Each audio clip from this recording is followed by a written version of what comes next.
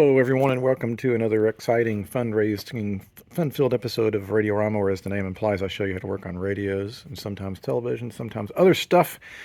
And today we have a Silvertone, which was sold via Sears and Roebuck, model 6022, and it is a 1, 2, 3, 4, 5. Is that really all there is? 1, 2, 3, 4. No, it's a 6-tube set with the power transformer. Obviously single-ended, non-push-pull output. 25L6 for the output. And then this is probably the rectifier back here. It's probably like a 5U4, 5Y3 or something like that. Let's see.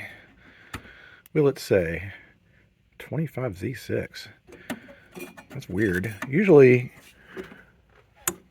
I would expect to see a tube like that in a transformerless hot chassis set, not like a... Why can I not get it back in there? But anyway, I don't know if it works or not. There was a note in here. Ken Moore termite control, Concord. This is probably from a very long time ago. Schematic specs, alignment, part location.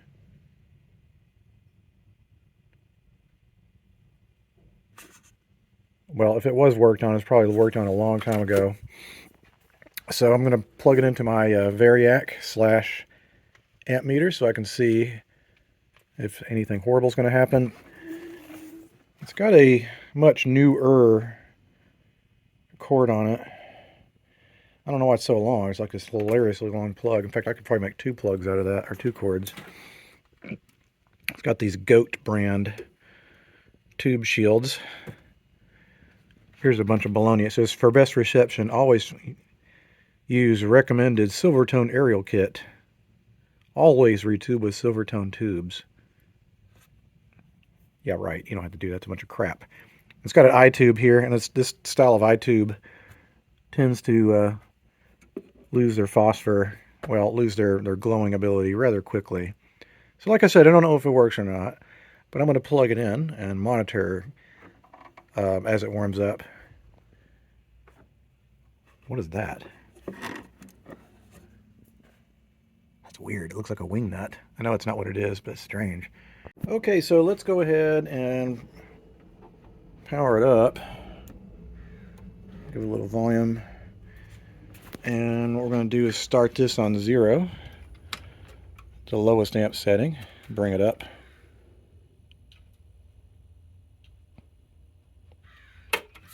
First of all, it doesn't seem to be drawing anything. It should be drawing something. Have we got any pilot lights here? Negative. I'm not sure if it's even on. Let me turn this off.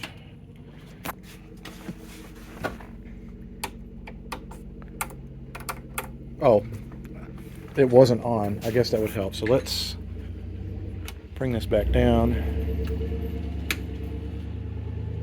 There we go. Now it's drawing a little bit.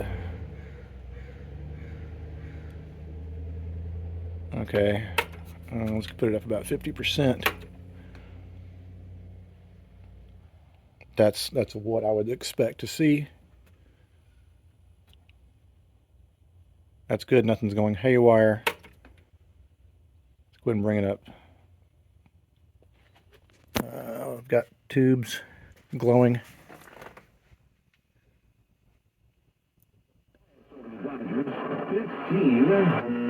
To you by Pfizer.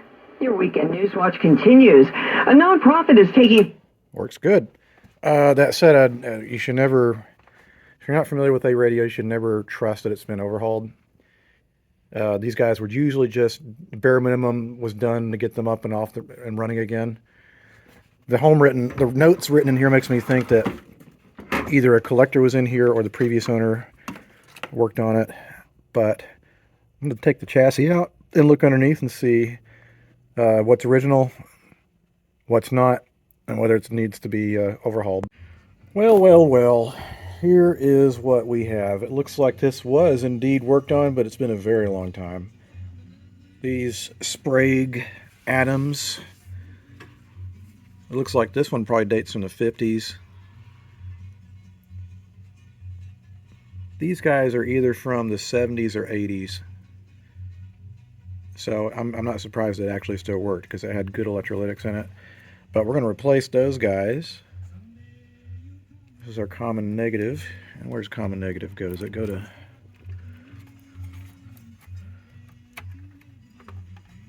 I was about to say, does it automatically go to chassis ground? Yes, it does go to chassis ground. Here it is, all the negatives. Easy. So I'll just need to figure out, I'll need to look up the schematic to see what the original values were. Probably doesn't matter all that much. You could probably just put a bunch of 10 microfarad caps in here and it'd be fine. What do we got going on here anyway? Let's see. 40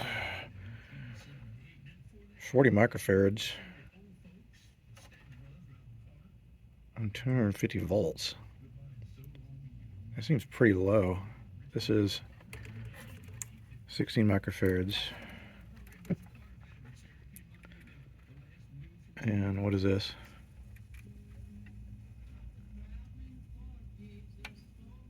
8 microfarads. Alright, fair enough. Easy enough. I'll just replace all 3 of these with new caps. And the rest of these guys, these paper guys, they are hilariously bad. I've never seen any of these guys that ever test good. And it's amazing these sets work with them in there. This is an across-the-line cap, and we're going to replace that with actual across-the-lines versus whatever this is, this bathtub cap.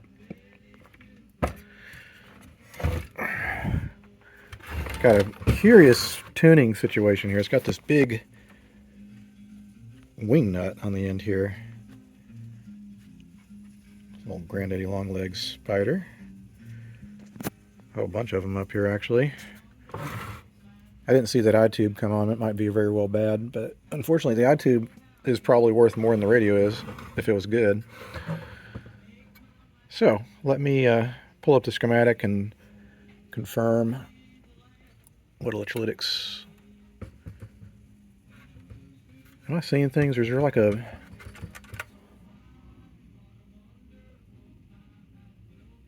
What is that?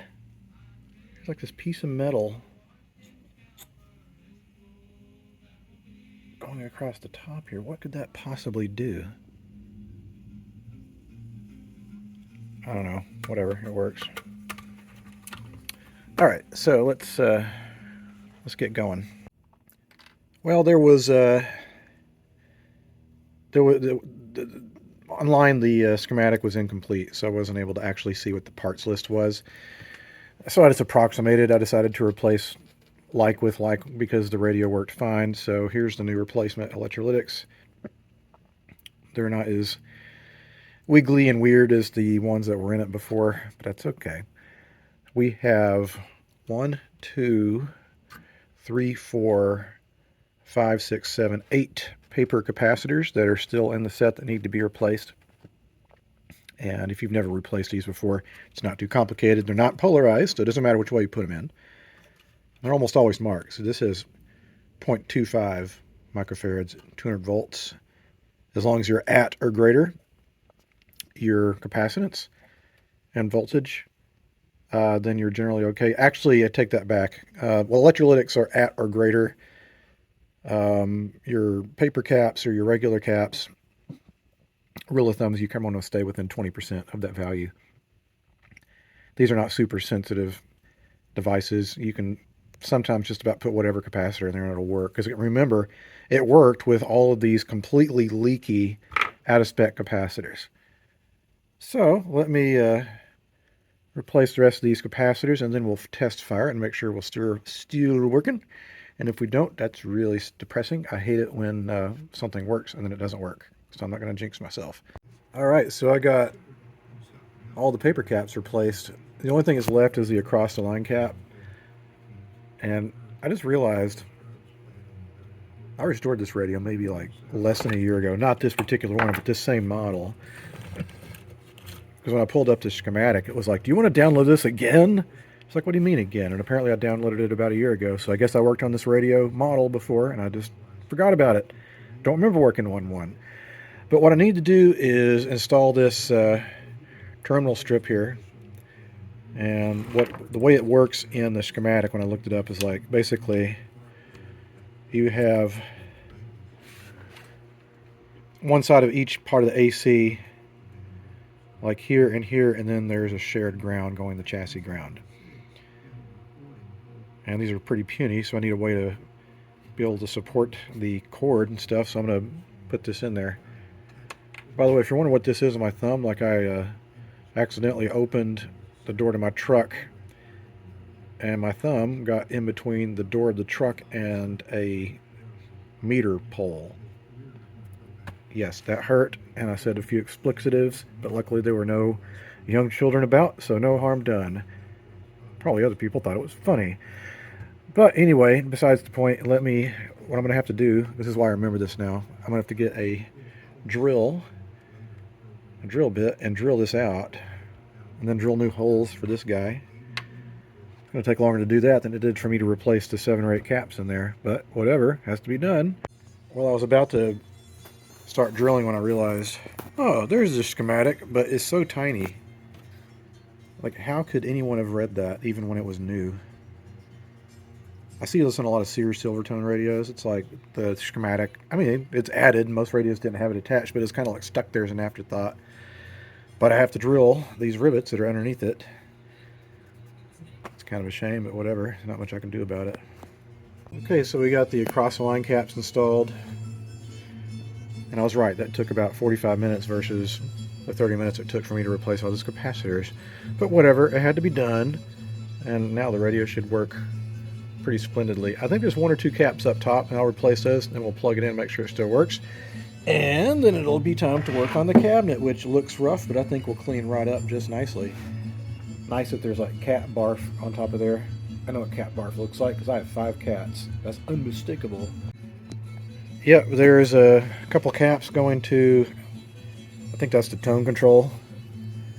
But look at this. This is pretty neat. Like this pre-selector mechanism with these springs. That's pretty snazzy. I like that. It's actually kind of a beefy looking, pretty well constructed machine here. It's got a pretty nice tuning condenser here. So I think this will be a good performing radio. It already was before I even touched it, so this will be a great sounding set.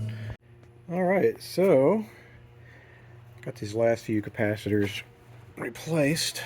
So now it's time to fire it up. Well, I guess it'd help if I turned on my isolation transformer, even though it's probably not needed at this point, but whatever. Well, one of my pilot lights is apparently out, so I need to replace that.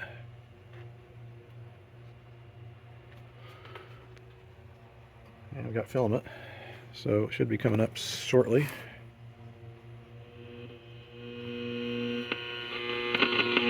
A lot of time in front of one TV. So what? Get one of the best sets for the next 7 years. Like, some restrictions apply. For complete details, please visit OptimaTaxRelief.com. There is growing concern among firefighters now over more than just 5-20, including a playoff blowout loss since a 10-2 start back in 2021. Ford. It's been 30 years since the World Wide Web arrived. And yes, internet use from .org. I didn't ask. The God.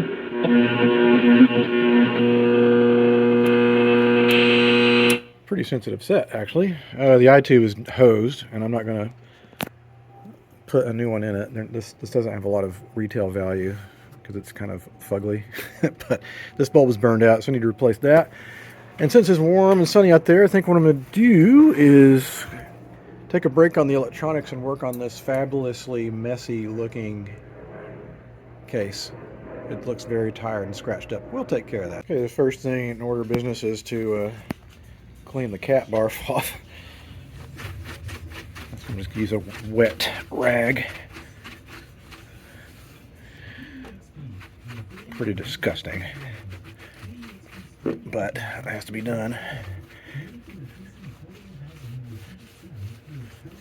Alright, I think I'm going to wash this off in the sink and then I'll do the rest of it. And then we're going to use a number of furniture products to bring the finish back. Alright, so we're going to use some magic juice to make this finish look better. See, it's a little bleached out. Probably been sitting in the sun too much and it's got some scratches and stuff all over it. we're going to use this product called Old English. And I realize that it's probably not sold in every country, but it's got some sort of stain or something in it, and what it does is it comes in and it kind of obliterates the appearance of scratches by filling in all those areas with color and stain. You can see already, I mean, you can still see there's some damage, but it's much, much better. And I'll just soak this whole thing, like, take a look here. You see how dried out that is? That's the difference. Like, that's how it was supposed to look when it was new, and it's just faded.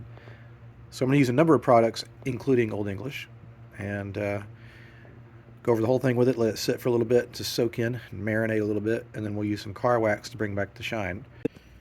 Alright, so I've let this sit and soak for about 30 minutes. Actually, there was this very elderly gentleman that came by, and he wanted to talk about my car. I guess his parents had the same car or something like that. Very nice gentleman. I guess he was born and raised here, went to Alameda High School and everything. I don't meet a lot of people that are actually from here. Most people are from somewhere else. What I'm going to do is I use this basically sponge application thing and some car wax and go over this whole thing and make it nice and shiny. Alright, this is basically 2 hours worth of effort.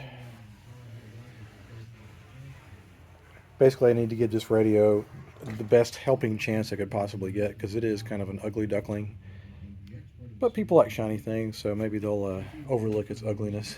But anyway,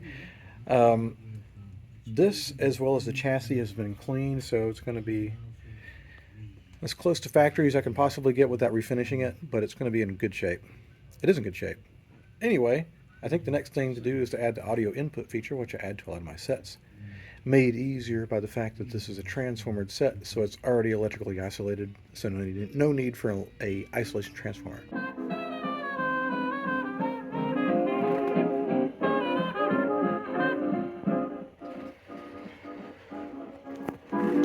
All right.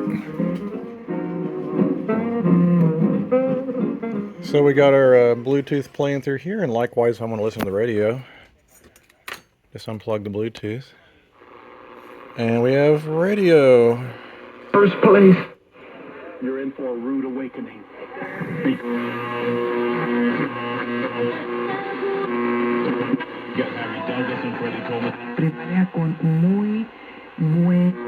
And etc. So I think that if you're looking for a canary in the coal mine. Anyway, it's pretty sensitive. What I'm going to do is let it sit here and play for a while. I feel that once you've restored a set and you've got it back in the cabinet and it's all sealed up, things are going to heat up. And so you want to make sure that the heat over a few hours is not going to cause something to open up like a resistor, or maybe one of the tubes has an iffy filament or an iffy component. I've had a few experiences over the years where even if you let something play for a few hours, it can fail later. So I'd rather not have that happen. And so again, I'm going to let this play here probably for the rest of the evening while I work on other radios. But as far as a episode of Radiorama, that is it for this episode. Look at all those lovely glowing tubes. I do need to put an antenna wire on here. I've just got like a alligator clip on it right now, assuming that anyone that gets this is going to actually listen to radio. A lot of the people that get these from us do not listen to AM radio, because admittedly there's not much to listen to on AM these days, especially not around here. I also keep an eye on this transformer after a few hours. Now, if this would have had a catastrophic failure, this thing would already be warm, and it's cold. So I think the transformer is probably in great condition. All right, guys, thanks so much for watching. I'm going to plug that in a little bit. Until the next time a radio comes across my workbench, see you guys next time. Adios.